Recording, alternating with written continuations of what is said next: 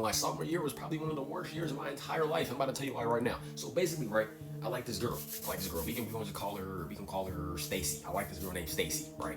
And I was planning on talking to her. I was with my basketball team, and it was like, oh, you like Stacy? Oh, you should talk to her. You should get at her, stuff like that. And I was a little scared at the time. I had just had COVID the year before, so I wasn't used to high school. Yeah, I was still getting used to being in high school in the actual building, right? I was getting used to it. I was seeing her around, things like that, with her friends. And people were starting to figure out that I liked her because my basketball team, they was just yapping and yapping and yapping. They could not stop.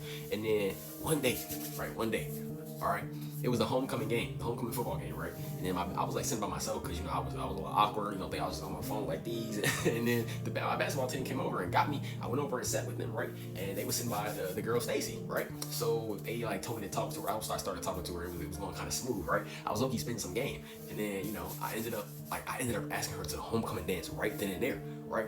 Y'all probably think this one it goes bad. No, this one actually get pretty good, right? She said yes. And I was hyped, bro. My team was hyping me up. Everybody was getting hyped in the crowd, bro. This was like one of my top 5 oral moments in history, bro. And then, right, so I went home. I was happy to tell my dad. He was like, "That's what's up, kid. I'm proud of you, bro." I went to get her some flowers from the store right after the game and everything like that. I was on a high. I was on a crazy high, right?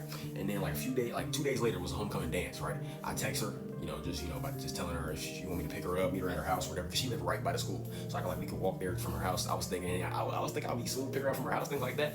And then she texts me, she gave me this long paragraph basically saying, "It's not me, it's not you, it's me," right?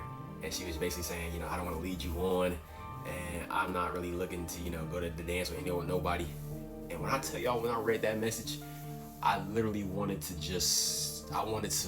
dang near unalive myself, chat. No kizzy. This was one of my lowest moments in life because I was on such a high. Y'all understand. Y'all may not understand where I'm coming from. I was on such a high that when she said that brought me down to the lowest of lows. That killed my high like crazy. Like shot me down like it was like a hot air balloon weight. I deflated like crazy. I didn't even want to go to the dance, and that literally just started my whole like depression year of sophomore year. But it was a crazy experience.